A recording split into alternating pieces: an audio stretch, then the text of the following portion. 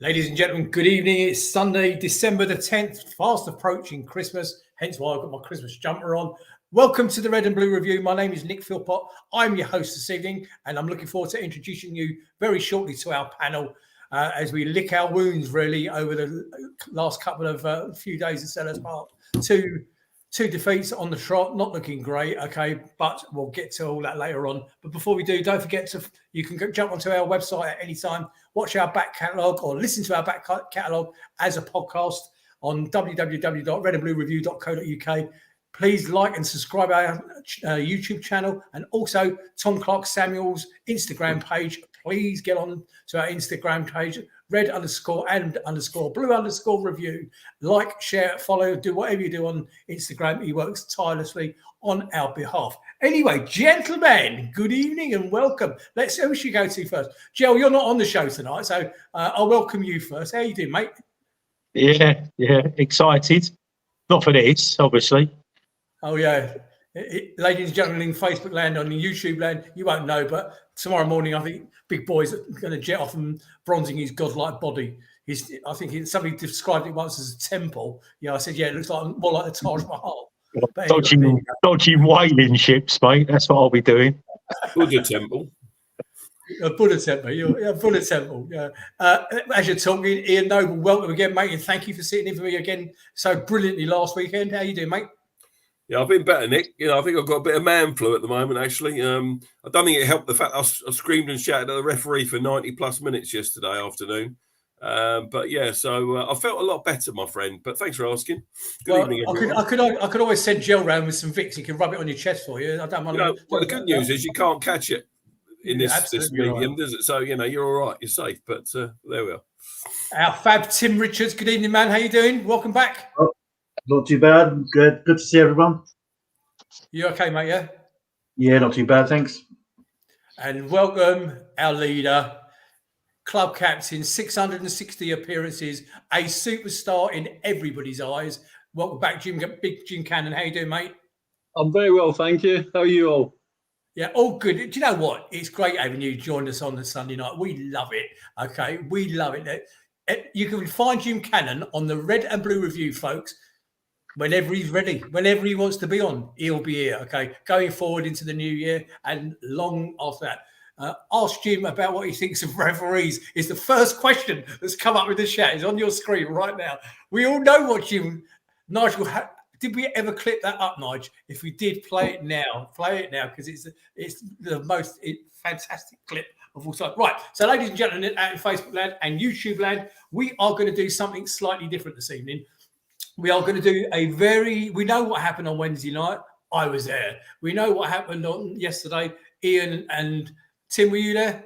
No, I couldn't. No, you were there, okay. So we all know what happened. So we are going to cover the games very, very briefly, okay? And then we're going to go into probably the biggest discussion point, reference the manager from probably the most of the rest of the show, okay? So we're going to do it slightly differently. But the reason Joel Holyoke has joined us this evening is because he's got something he wants to ask Big Man Jim.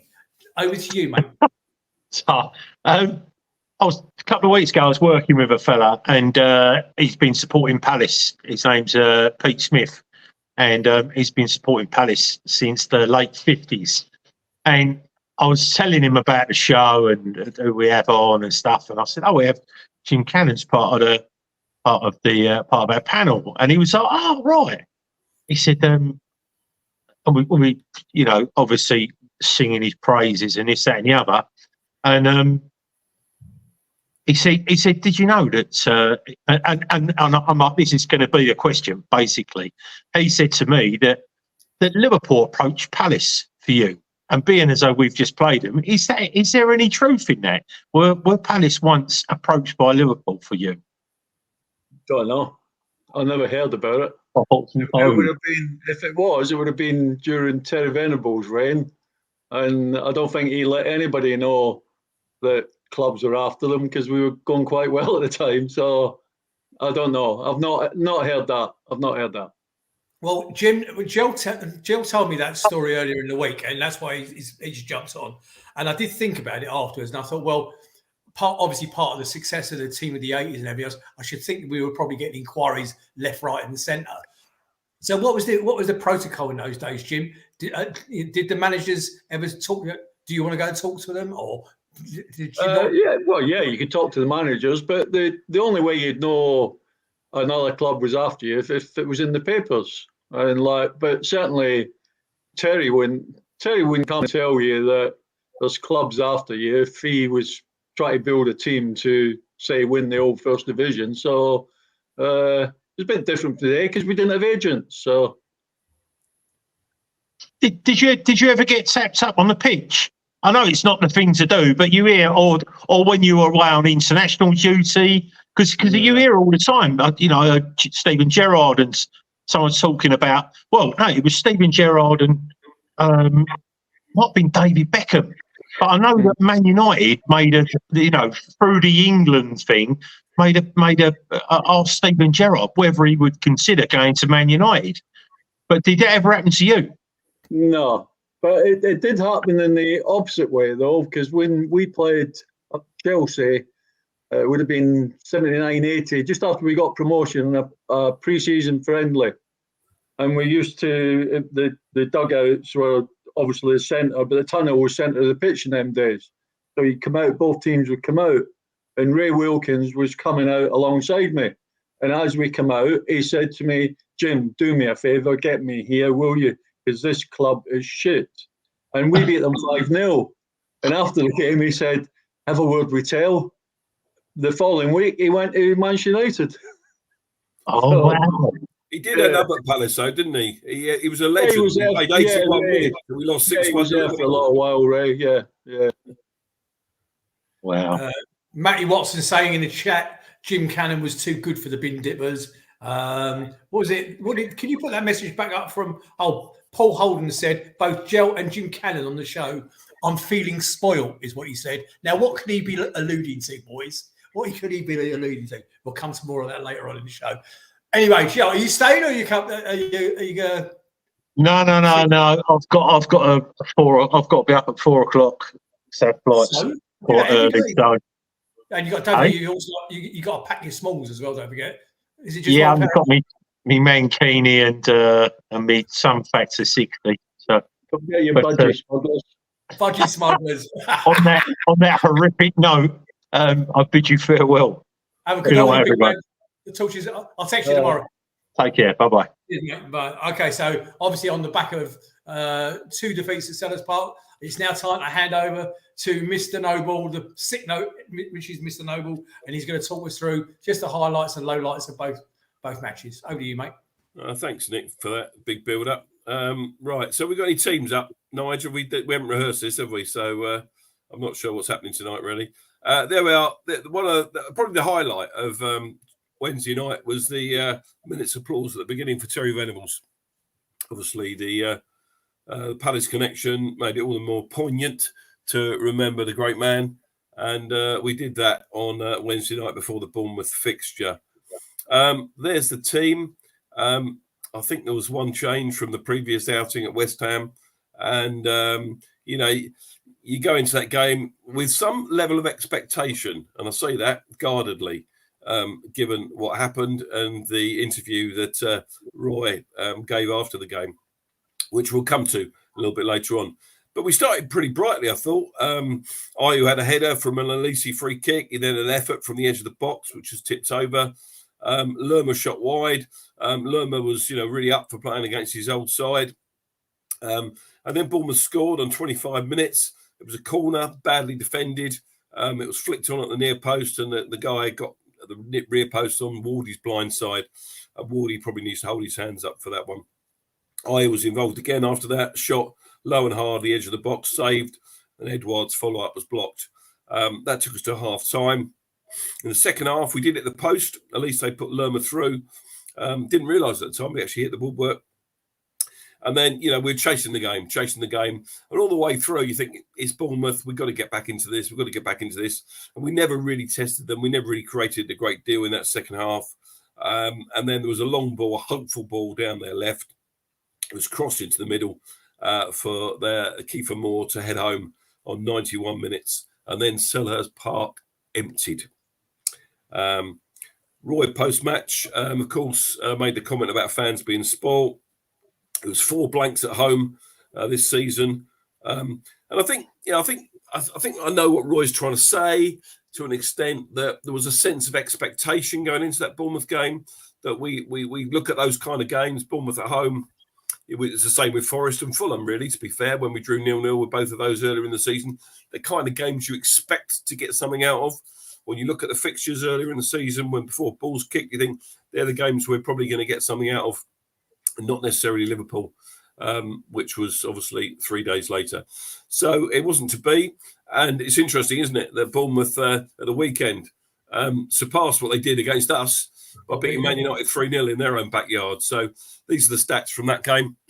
We had the lion's share of the possession, 59%. Shots, 15. 3 on target to their 4. They had more corners, and they fouled us more than we fouled them. So that's the game, Nick, really. I haven't got an awful lot more to say. I don't know where... Good, because I'm about, in a minute, after I've spoken to the other 2 boys, I'm going to make a confession in a minute, guys.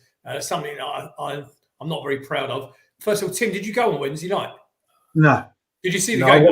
Yeah, I did. Yeah. I mean, what I haven't done is I haven't looked back at what he has just alluded to, is how the ground emptied when the second goal went in. How severe was that?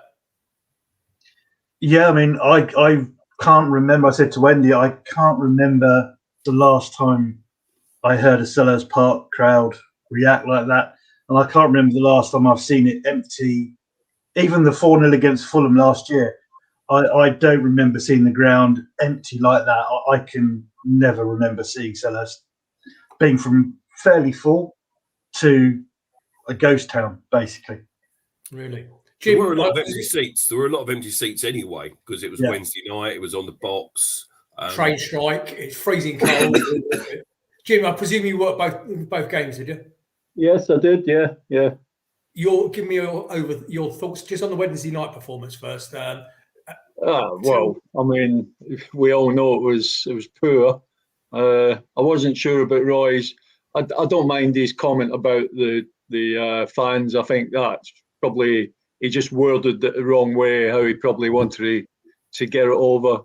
But we just didn't perform. But his comment about, I thought we worked hard in the second half. Well, I see their players closing down at 100 mile an hour to block our fullbacks trying to get the ball up the line, and I see our guys jogging there and stopping and let them hit nice balls over the top for them to run onto. So it was a poor performance. I don't know. Sometimes I'm looking at it and I'm thinking, if we go out there thinking that it's Bournemouth, we'll get the 3 points. Yeah. And Terry Venables was always adamant that football isn't tap water.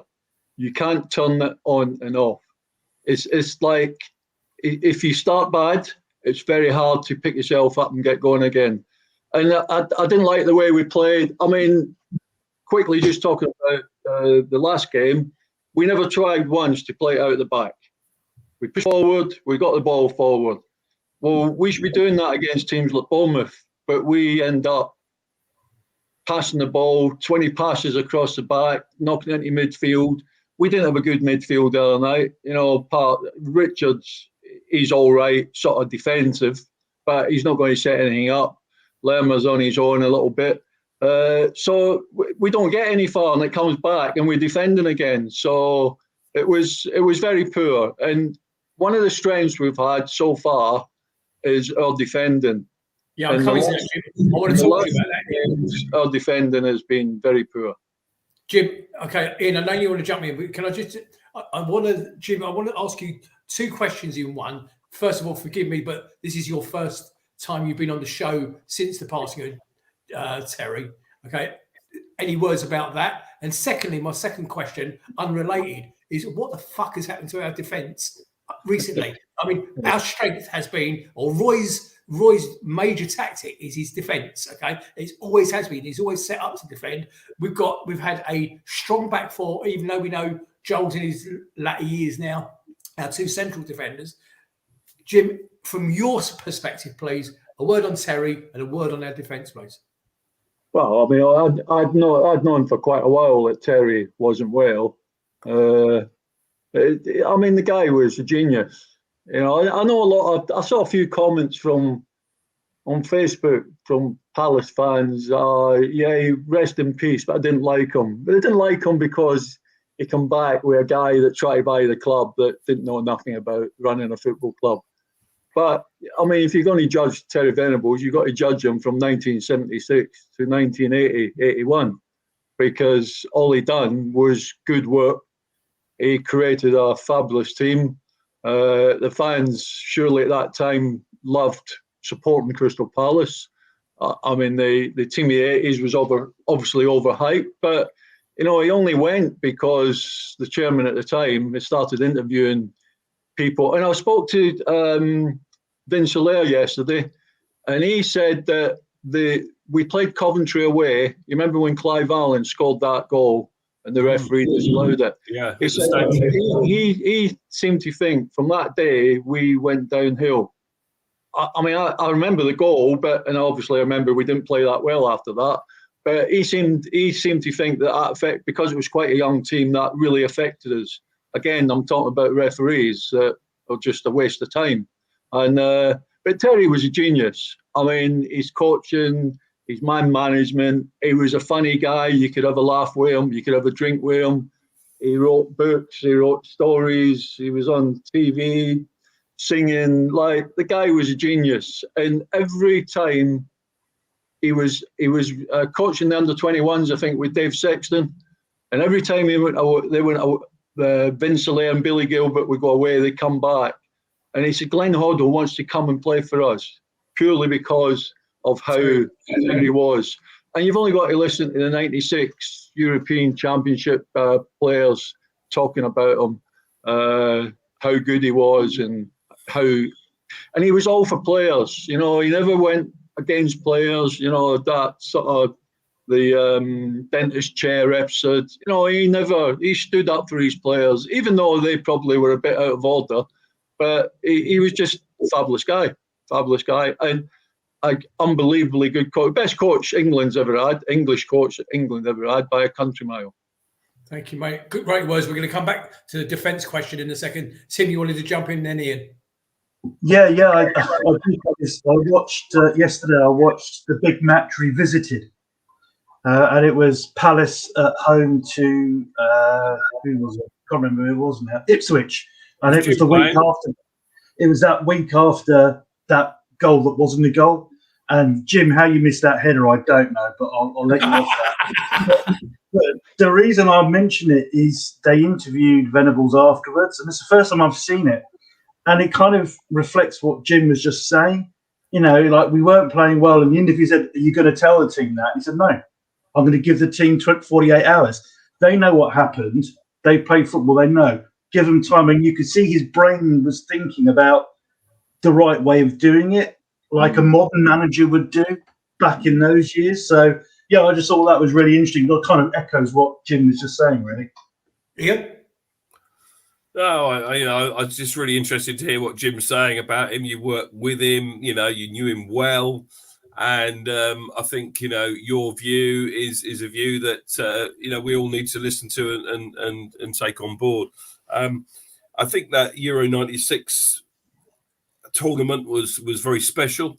You know, I knew Gareth Southgate quite well at the time. He was, I don't know if I've ever said this on the show, but I was Gareth's bank manager during Euro 96. He phoned me 2 days after that to sort out a few bits and pieces. And I didn't know what to say to him at first, but bad luck. The rumour was, and I don't think I ever corroborated this with Gareth, that he had his first 5 penalty takers sorted, but he didn't have 6, 7, 8 and 9. And it was rather a question of who's up for it. And if you remember, Paul Ince was looking away. He wasn't interested. And Gareth being Gareth and, you know, okay, boss, I'll have one if you want me to have one. And he'd only ever taken one other penalty in his life. that was Ipswich Town, and he missed that one as well for Crystal Palace. So it was, it was what the tournament hinged on. But that aside, it was a great tournament. And Terry Venables, as you say, Jim, fantastic football manager, fantastic tactician, ahead of his time, as Tim said. Forgive me, Jim. I should have come to you about that at the top of the show. I do apologise, but thank you for your great words. Big man, so what's happened to our defence? Explain to me how it can have changed in 4 or 5 games. It can't be just unlucky, bad performances. Something radical has changed. What is it, mate? Well, there's probably a few factors. I mean, we haven't got the team that you would want to put out there. So we've lost a few players, and them players are beneficial to helping the back four defend. And at the moment, the teams seem to have a lot more possession than us, which puts us under a little bit more pressure. But the goal against Bournemouth, like Wardy, there was a flick on. Now you shouldn't lose. The ball's dropped into the near post.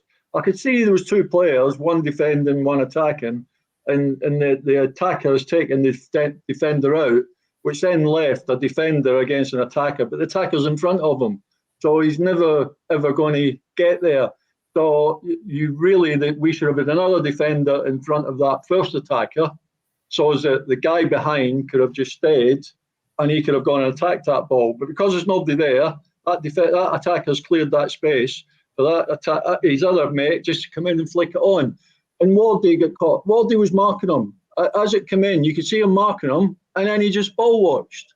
Yeah. And it's just gone behind him. And it's just poor defending. And we've done that a few times lately. The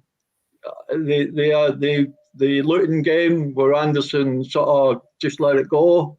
Whether the keeper shouted, we still don't know. I can't imagine the keeper shouted for that. But so it's not been great, and it's like a bit of confidence. When you're losing games, everything sort of becomes a little bit harder. All little minute things seem a little bit bigger, and like we were on. I mean, if we'd have got a result yesterday, we've forgotten all about the defending. Ian? Yeah, people are making comments in the chat about the fact that we're missing Czech Doucouré. And I think that's a really valid point. Go back to the Everton home game. He didn't play in that. We lost that one. We lost some soft goals in that game as well. And I think we do miss Doucouré more than we realise. He does protect that back four. He breaks the play up a lot. And it means that there are less opportunities for the opposition to put balls into the box, less opportunity for mistakes to be made and goals to be conceded. So we're missing him big time. And I think that's fun. If I'd have put my finger on one thing as to why we're not defending as well, I'll simply say Czech Doucouré.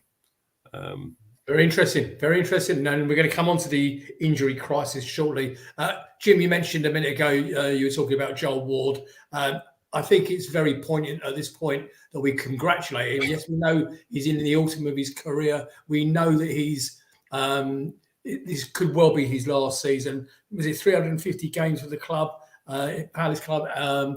10 years and 350 games. The one thing I am a bit confused about with Joel is that there's been absolutely no mention of testimonial. No. Is a testimonial still a thing, Jim?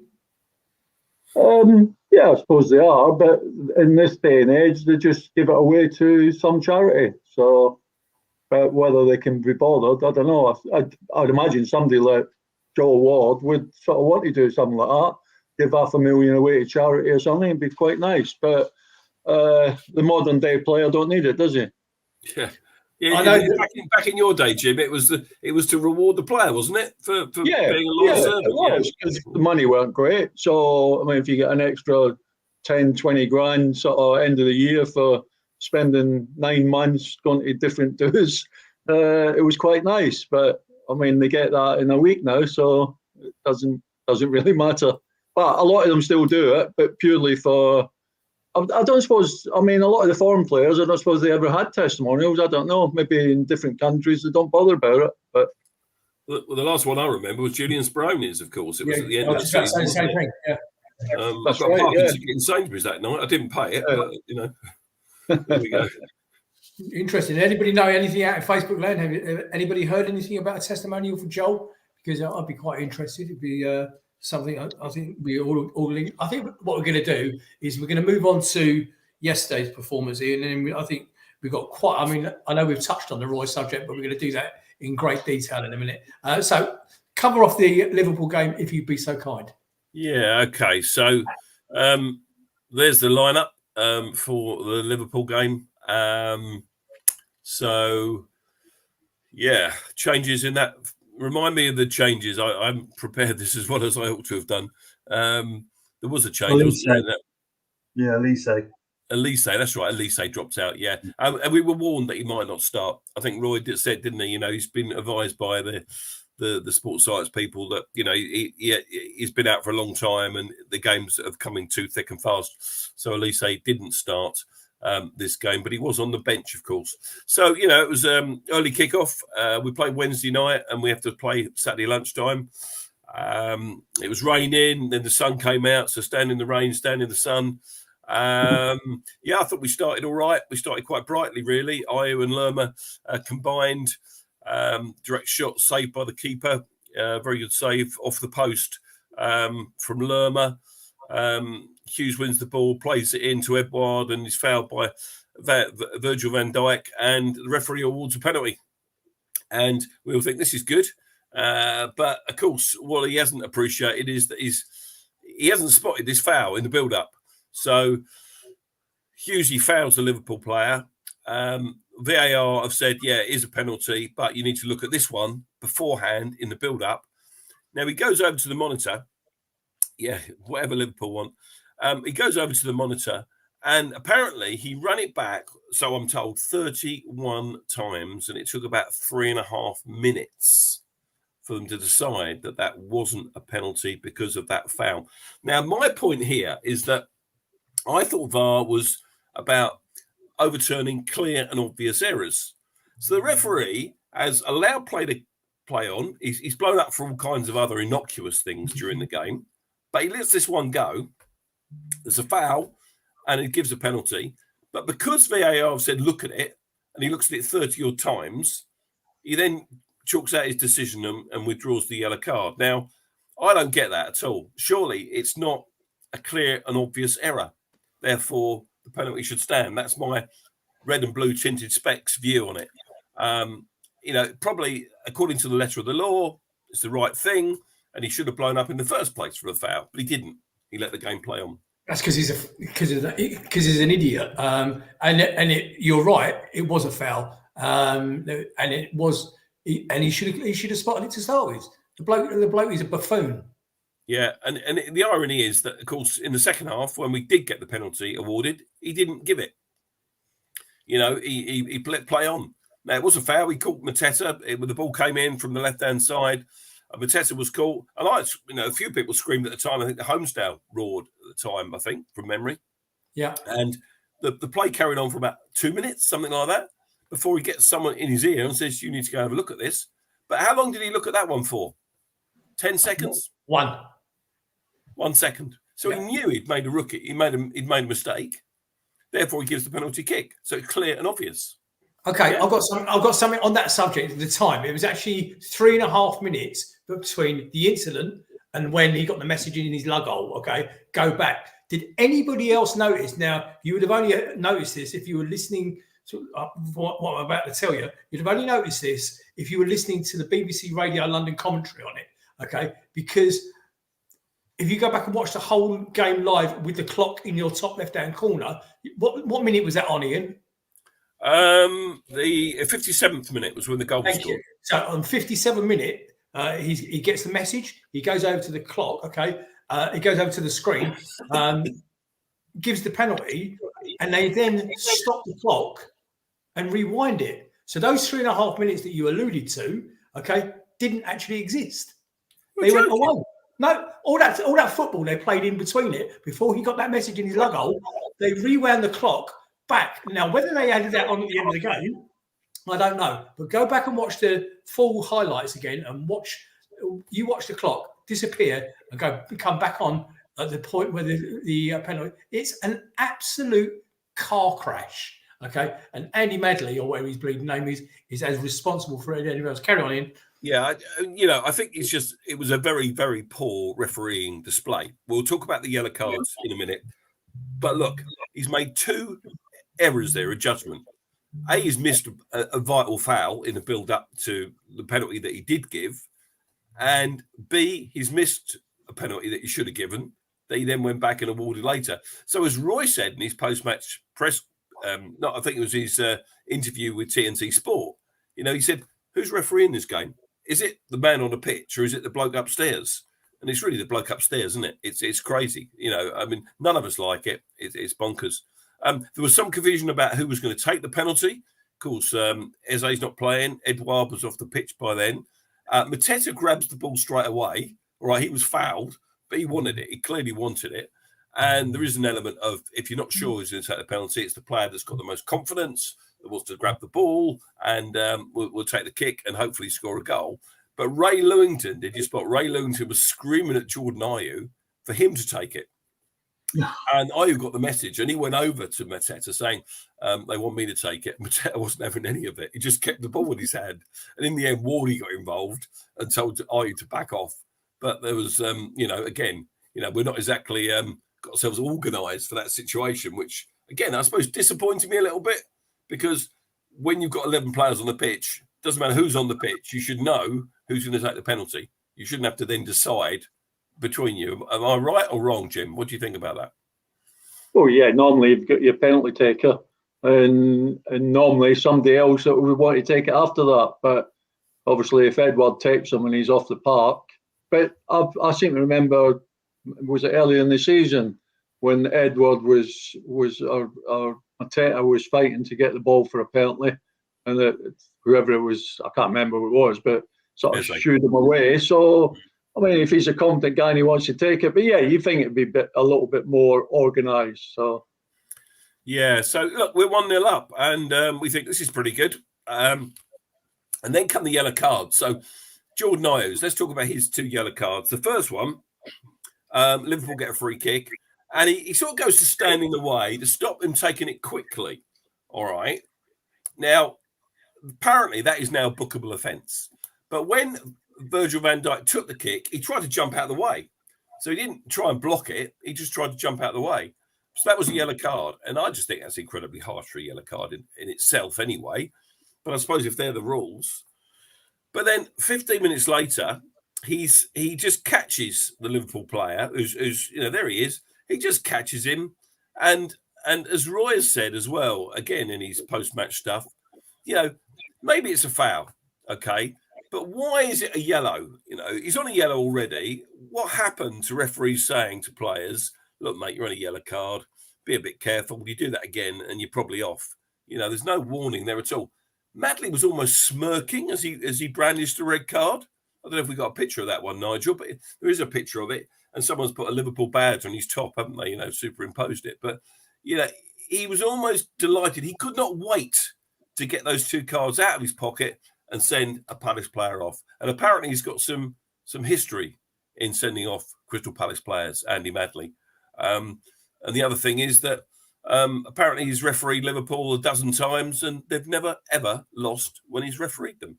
Now, I know they're a good side, so they're going to win most of the games, but that's a bizarre stat in itself. So he's trying to make it as difficult as possible for Crystal Palace to compete on a level playing field with Liverpool, one of the best sides in the country. So I think the whole crowd was really surprised. There was almost a gasp of, really? Is this happening? Nobody expected it. And then the crowd, as one, stood to their feet and applauded Ayew off and sang his name and everything else. So this here is in the last minute of added time, in the 100th minute, when Elise's put the ball into the box and Joachim Andersen has eventually connected with it. He's shrugged this challenge off, and Alisson gets down smartly to his right-hand side and saves it, which would have made it 2-2. I don't need to talk about the Liverpool goals. You've seen them. There was an element of just a little bit of loss of concentration for the equaliser that Salah dispatched, again, off a deflection. It wasn't straightforward, so Johnson had no chance. And then Sam Johnson went off, of course, with his injury, which, is very unusual to see a keeper taken off at Crystal Palace. Remy Matthews comes on to make his debut. I thought he did all right, actually. He caught a few and dealt well with a couple of the balls. But he was a long way. He was clutching thin air for the shot. It was a good effort from the edge of the box that made it 2-1 just on 91 minutes. And as I said, we then huffed and puffed a bit. They did get the ball in the back of the net again, but it was offside.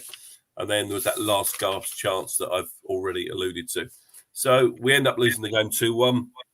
And, it was a funny feeling, really, because most of us just felt hard done by. I felt that we should have got something out of it, but we weren't at all disappointed in the way that we were on Wednesday night. We were all very pleased with the way the team had played.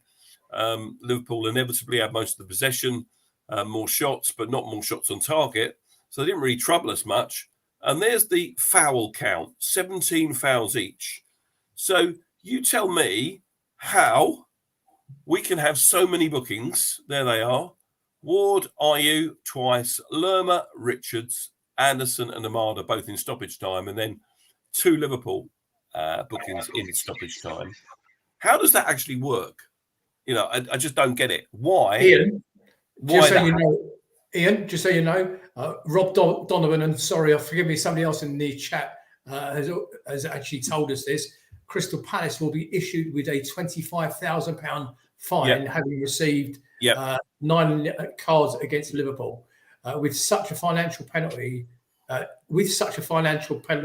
automatic, there is no chance to answer. No charge to answer, and there will be no statement from the FA. Apparently, no right of reply. It's 25 grand. It's as simple as that, and it's 25 grand. In Premier League terms, not a huge amount, but it's still a significant sum of money. And that's because the number of bookings in a single game.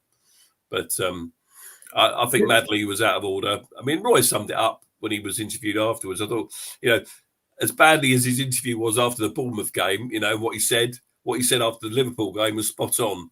We were all gutted, all disappointed.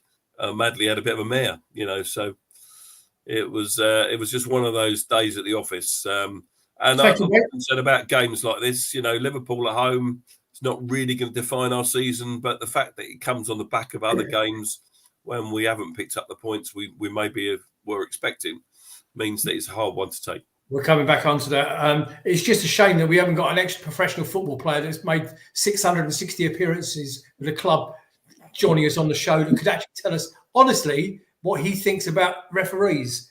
So what do you advocate? Who should be sitting in the VAR in your mind? Well, they should have a couple of players that have played 300-400 games in the Premiership. Definitely.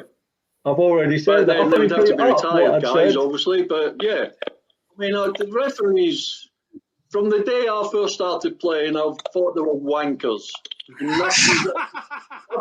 Nothing's ever changed my mind. So what do you advocate? Who should be sitting in the VAR room in your mind? Well, they should have a couple of players. There you go. Well said. And, mate, think about when you said that. How long ago was that? 18 months ago? And no truer word was ever said. Look at yesterday. Absolute car crash. Those words were bang on, and they still apply. Yeah, I think referees are now becoming cowards because I think Roy said it. It's VAR is refereeing games. Ian mentioned about, I didn't think that sort of thing VAR would get involved in. I mean, that referee yesterday let about half a dozen things that we all felt was fouls, real pushes on the back, tackles, and then he let some go. Now, I watched that back, the replay, and that referee saw that foul outside the box when Hughes tackled the guy. In his mind, he said, I'm happy with that. So why on earth, just because later on somebody's brought somebody down, why would they change that? And so VAR's getting involved in all aspects of the game, and I think it's making the referees are bad enough. Now they're becoming cowards because they just, one of these days the referee will turn around and say, no, I'm not interested. That's the decision I gave. That's going to staying that decision. But are they frightened? I don't know. But the standard of the refereeing is very poor, because the inconsistency yesterday of people getting pushed and people getting pulled. And I mean, like Van Dijk hit him. Who was he passing to when he tried to take that free kick? He just aimed the ball at Ayew, who was 3 yards away. How many times in a game, if you looked at all the Premier League games, how many times you see somebody standing in front of a ball and the referee just say, go back? Didn't bring out a yellow card, but that guy did. And the second one was is absolutely disgraceful. It's almost to a point now where every foul is a yellow card. And I don't get it. Yeah. The extent of fouls that are yellow cards are just fouls. Don't know. Ladies and gentlemen. Let me just come in here, Nick, if I may. Paul Bristow says Darren England did what Jim has just said. He stuck by his original on-field decision when we played Villa at Villa Park. The problem with that one, Paul, is that Darren England had to look at it about 61 times from 4 or 5 different angles to eventually decide that it was a foul when the Holt ended up baying for a penalty in stoppage time. When, in real time and at most angles, that tackle by Chris Richards on the Villa player was just a very good tackle in the box. Now, we did it at the time, but now it's interesting about that tackle and about that VAR decision that without it, if it had gone the other way, Aston Villa wouldn't have beaten us that day. And everyone's waxing lyrical about their unbeaten home or their 100% home record. They've just beaten City and Arsenal. We've come the closest to upsetting that in the last dozen games. Okay, right, boys, we're going to draw a line under those 2 games. Before I move on, Dan Simmons, I know you're watching out there. Phone me tomorrow, mate. I've got some news for you. Now, Jim, you get a freebie here for the next 2 minutes, okay? Because you actually weren't involved in the conversation that I'm about to have, okay? Now, this conversation took place in our season preview show, gentlemen.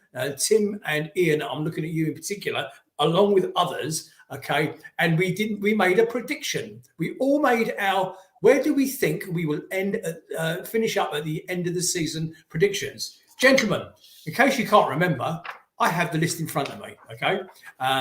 Now, on the day, your host, Mr. Philpot, said that he thought we would end up 17th in the league. I got scoffed at, I got laughed at, I got dog's abuse from you lot. And just so, Ian, can you remember what you actually said for your season-ending prediction where we would end up on the league? I think I probably said something like 9th or 10th. Okay, correct. You said 9th. Gel said 8th. Fergus said 8th. Mr. Richard, what did you say? Did I say 12th? You said 13th. Okay. Mukta out in Facebook land said 14th. Ian Lyons said 12th. Producer Nige said 11th. Okay. Who else? Paul Grubber said 7th. Bruce Muirhead said 7th. Prim said 6th. John Knox said 5th. Listen, I only said 9th. I only said 9th, right? Because everyone else had said 10th, 11th, 12th, 13th, 14th, 15th. So I was just trying to be different, that's all. Am I allowed to change my mind now? I see backtrack coming on here, boys. I said, now, hold that thought, Ian. Hold that thought just for a minute. So we are currently sitting 15th in the league with the run of games coming up. Man City, Brighton, Chelsea and Brentford before the year ends. Okay, I'm now giving you, there you go. These are the upcoming fixtures. I'm now giving all 3 of you, and Mr. Cannon, you're involved now. You can get involved in this from here on in.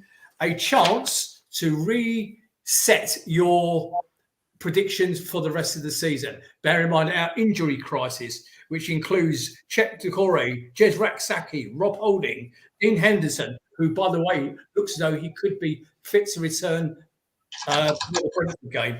Ebbs, Ayew, Tyrick Mitchell, Sam Johnson, Odson Edward and Jefferson Lerma. So there is most of our squad out injured there.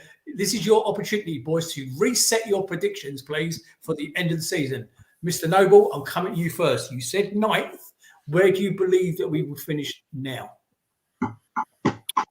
Well, I will change my mind. I'll reduce it slightly, but I don't think it'll be drastic. I don't think it'll be down the bottom.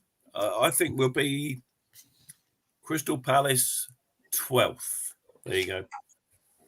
You do realise that these are being recorded, okay? Tim Richards, with that in mind, and the pessimism around the club at the moment, likelihood of a manager change very shortly, and that list of injuries, your prediction, please. 17 and a half. 16th. Okay. Be fair.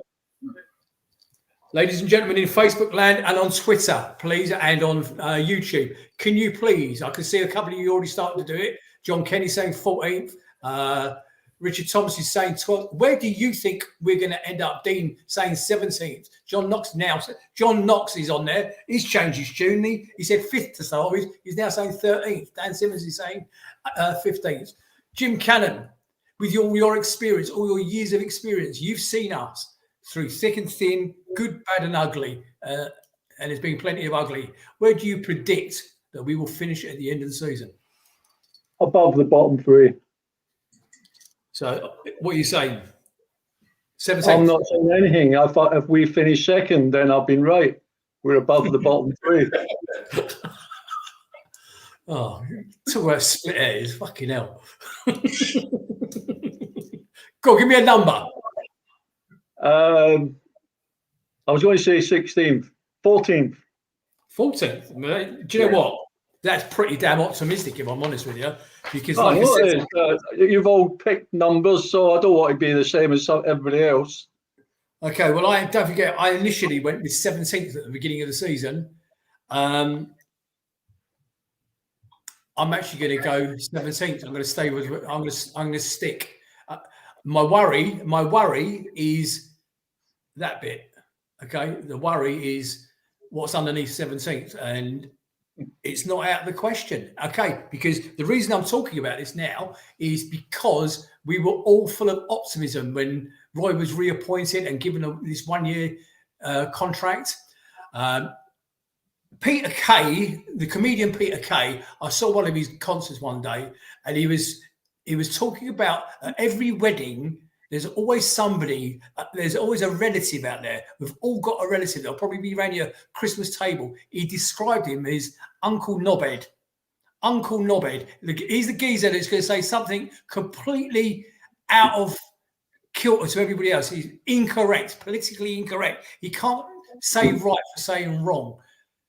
We've got that in our current manager, ladies and gentlemen. That's why I'm bringing the subject up. Now, how many times is he going to be excused having to be corrected by the club and coming back and apologising? So we were talking about it. We touched on it earlier on, but we're going to do it in a little bit more detail now. Okay, so these are his comments when he brought on the three youngsters. Okay, we became much weaker and I made the substitutions. Maybe the young substitutions, who we like to think we can believe in and help us to a different level, didn't show that. So he owned his gob without thinking on that. He's like a doddery old man, okay? He was forced by the club to come back at the next press conference and apologise. This week, it happened again, okay? And you've all seen those comments. This is after the Bournemouth defeat, okay? And the Bournemouth defeat was embarrassing, and it was with frustration. And he came out and said that the Palace faithful have been spoiled with the style of football that he's playing. Are you having a laugh? The style of football he was actually dismissed for 18 months ago. Are you having a laugh? Boys, I've talked too much. I want you three to have a chat about it and tell me why I'm wrong. Is he Uncle Knobhead? Ian? I think you're being terribly unkind to our manager by comparing him with Uncle Knobhead. I'm one that backs Roy more than others may be. I think clearly he says things in the heat of the moment in these post-match interviews that he later regrets. It's been 2 or 3 times now where he's said things that everyone's jumped on.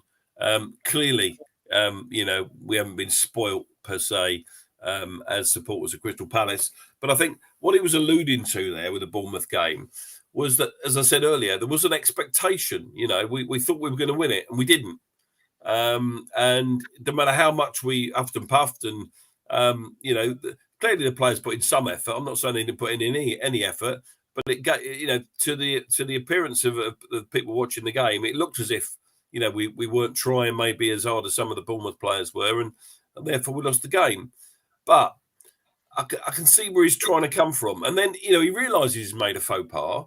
So he says, I'm terribly sorry. Now, I don't believe the club are saying to him on his back, saying, you must apologise. I think that apology has come of his own volition. That's my view. Some people might disagree with me, but, you know, he's clearly said something that is not right, and he's apologised for it. We've all made mistakes. You know, what we've got to remember, you're saying a doddery old man. I think that's unkind. But he is 76 years of age. You know, we'll slow down a bit. Jim, you slow down a bit, don't you? I slow down a bit. Tim, you certainly do. You know, we slow down a bit in life. So I just think that Roy... I never sped up. I don't know why he does it sometimes. You know, he must question himself, mustn't he? And, you know, you saw in the interview with TNT Sport yesterday after the game, you know, he can't wait to get out of there now, probably, can he? But he's stuck with a job, so he's got to carry on for a bit longer. But someone said in the chat, I think he'll walk. I think it'll be a mutual thing. Maybe not in the next couple of weeks, but maybe early in the new year or something. If it carries on going pear-shaped, that he'll say, oh, enough is enough. I'd rather be on a beach somewhere than managing a football club. Tim? Yeah, I think this goes a lot deeper than just Roy's comments. If we go back a few years, why did we end up with Patrick Vieira as 5th or 6th choice manager? When they got rid of him, they got Roy in for the rest of the season. They had months to find a new manager. Nobody wanted the job. Why is that? Is it because all the managers out there can see that you have owners that either choose not to or don't have the funds to invest in the squad that's paper thin anyway? And we've all known Roy as being a real diplomat, you know, watches what he says. But there's been several times this year where he has made comments and called out the board and questioned the lack of support he's had and the lack of investment. So I think a lot of his comments he's made weren't right, but I can understand his frustration along with what he said afterwards. So this goes a lot deeper, I think, than just a manager who maybe should retire. Jim, he is a seasoned professional manager. He's done thousands of pre- and post-match interviews. Is it deliberate, these mistakes? No, I think probably Ian's right. I think he's put it in the wrong way. You know, you've been spoiled. I think what he meant is exactly what Ian said. Because we've done really well, especially last season when he came in, and the expectations this year, and we've seen it when we've said, right, there's a group of games, what are we going to do? Are we going to beat them? We're going to beat them, we're going to beat them. Because we expect our team playing to their full strength would beat the likes of Bournemouth and Fulham and Everton and Luton. But the Premier League's a different kettle of fish these days, because you've only got to watch Luton play and Man City just about scraping a win against them. There's no easy game anymore. Also, I think Roy must look at his bench behind him and think, what do I do? Because there's nobody there that he can bring on that's going to make us better. Apart from Elise coming on yesterday, he's not got anybody that's going to bring on and make the team that's out there better than what he started with. Too many injuries. We've got a team now where we've got lots of problems because of injuries. We can only if we put our best team out, we would be okay. But through 38 games in the Premier League, you're not going to do that. So it goes back again then maybe to we should have strengthened a bit more. We should have brought a bit more quality. And we didn't do that. And I mean, everybody's going to jump on the bandwagon about Roy. Roy's done brilliant. You know, people said, well, yeah, he done well last year, but maybe we should go with a new guy. And if he'd started really well, and everybody would be the same opinion. But as soon as you get a few dodgy results and then you got loads of injuries, then the main consensus is he's too old. Ian said he is old, and he's probably too old, but the club asked him to come back. he's a football manager. And he went, yeah, I'll have a go at that. But, you know, maybe it's time that we look elsewhere. But you could bring the best manager in the world. He's not going to improve that team with what we've got there, with the injuries that are out. The players that we got on the park, they're going to have to fight for every result. I mean, yesterday they were brilliant, but he changed the style. You know, there was not one ball knocked out to the two centre halves in the 18. Every ball the keeper got, he went long with it. We pushed up, condensed them, and tried to win the second ball all the time, which helped us. And I think the fans would prefer to see that than us try to outpass Liverpool in our own 18-yard box. So it's a difficult decision. I mean, unless we could get 4 or 5 players in the January sales, which I can't see, there'll be maybe a few loan players. It's difficult, and I think we're just going to go. I don't think another manager would make any difference at the moment unless he could bring in a load of players.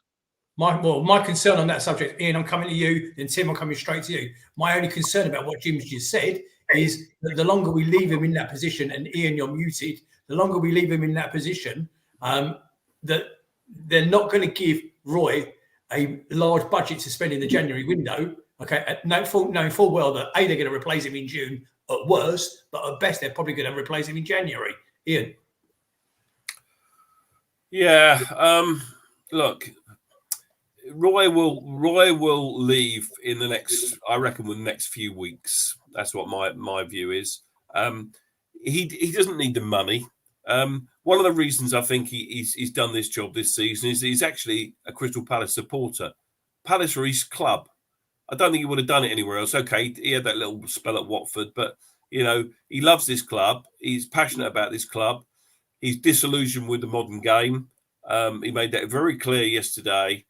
And the thing about letting Roy go, or, you know, if he decides to walk, he walks, you know, then the club are forced to make a change. But you've got to have somebody lined up that's going to make a difference.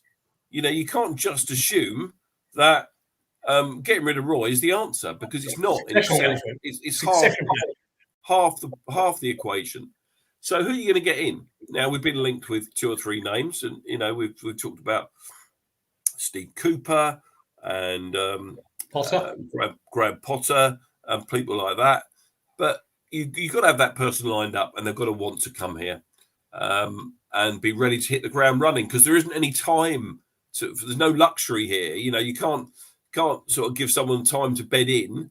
It just doesn't work like that, does it? You know, by the time that's happened, then suddenly we're relegated. So I can see we are definitely ground running. We're going to definitely run over by a few minutes, gentlemen. So forgive me, okay, but I just need to do this. I was listening to a thing about the success of that lockdown on the South Coast the other day.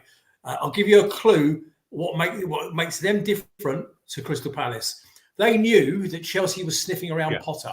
They had spoken to De Zerbi, their manager, while Potter was still in the job. They'd actually had a note. He was coming into the country. He was actually unemployed at the time because of the Ukraine situation. They hadn't lined him up, but they'd spoken to him and liked what they saw before Potter even went to Chelsea. Succession management, gentlemen, it's the key to business success. What have we done? What have we got ready at the moment? What transfers have we got coming up? None. What new managers have we got lined up? To be fair, Nick, you don't know that. You don't know that. You're surmising. We don't know that. Well, work on the Patrick Vieira dismissal as your example. My example, category A. There you go. We had nothing lined up for weeks and weeks, and Tim's already alluded to it. You know, he was about 5th choice. Go on, Tim. You're all missing the point. We're never going to attract a top manager all the time. We've got the current owners with the investment. No one is going to want to come to a team where they can see there is no investment for a squad that's paper thin, that's aging again. There's no budget there. Who is going to want to take that job? I know people have said in the past, what do you mean? The chance to manage in the Premier League doesn't mean anything these days. We're not going to attract a top manager or somebody that, and even if we do attract somebody that can do the job, there's no budget for them to get players in to make the changes that are needed. So it's that's where we are as a club. Right, I'm conscious of your time, boys, and I'm conscious of everybody else. I just need to run through a couple of bits and pieces. The under-18s played on Wednesday. They played Benfica in the Premier League International Cup. They won 2-1 against Benfica at the Sutton Stadium. Their next match is against Middlesbrough in the Premier League Cup, and that's on Monday the 11th, tomorrow. Well worth probably tuning into the Palace website for that. The under-18s, they played Plymouth Argyle and ran out 2-1 winners at home park the other day. And our representative down there was Paul Bristow. Well done, Paul. They will play either AFC Fylde or Hull City away in the 4th round proper in January 24. But the standout performance of the week, okay, and I'm going to labour on this for a minute, was today, the ladies. They were playing in, again, at the Sutton Stadium in the Women's FA Cup. And they ran out 6-0 winners against Chatham Town women. Now, it's fair to say there is a gulf in the quality of those two teams. I'm aware of that. Chatham Town playing a much lower league than the Palace ladies. And the difference was chalk and cheese, as you can see, and it was reflected in the 6-0 win. Girls, I actually had that on most of the afternoon on my phone because it was available on the Palace website, unusually. Okay, so massive congratulations from all of us. Okay, and then next match is away at Reading Women on Sunday, the 17th of December at 1 o'clock in the Select Car Leasing Stadium. So good luck, girls. Okay, and that'll be their last fixture before Christmas. Boys, we've packed a lot into that hour, okay, and that was really interesting stuff. Have I missed anything out? Is there anything else we need to discuss, Ian? Women wore the new kit, didn't they, for that game, the FA Cup tie? So this is the full shirt. They're only 90 quid if you want one. Apparently they're sold out already. I know that the Real Panel's got his and Yasmin's got hers. Anyone else spent £90 on a full shirt? And we're going to be wearing that kit when we play Everton at home in the FA Cup 3rd round. To kick off the 3rd round on Thursday, the 4th of January. What a stupid night for a football match. It's live on ITV4, and they expect us all to go to Sellers Park to watch it. I haven't decided yet whether I'm going. What about you, Nick? Yeah, I'll probably be there. And by the way, you mentioned Paul, the Real Panel. Ladies and gentlemen, I was watching the show live that Ian was hosting last Sunday, and Paul Keir made his debut. I know how strong he was. I know how knowledgeable he was. I know how much of a massive fan he is of not only the show, but of Crystal Palace. And I'm delighted to announce to you all that Paul has agreed to come back on. Is he with you next week, Ian? I'm not on next. Well, he's going to City, and he's on the. Oh, City actually, no. Yeah. I'm sorry. I know the answer to my own question. Ian Lyons is hosting next week, okay, and he's going to be joined by Teresa Baker, and also Paul is coming back on with Ian Lyons next weekend. So look forward to that, everybody. Jim Cannon, what can I say? Again, for the millionth time, thank you. Okay. No problem. No problem. Buddy, it's great having you on. One day we might actually talk to each other without an internet camera and without a messenger message. We actually never pick up the phone and talk to each other. But hey ho, thank you so much. Really appreciate it. Ian and Tim, well done, guys, as always. Ian, I hope you're feeling better soon. Ladies and gentlemen, out in Facebook and YouTube land, have a safe week. Okay, try and put the back-to-back defeats to one side. Things can only get better. The only way is up from the 17th. So have a strong week. I'll see you soon. Up the Palace. Good night, everybody.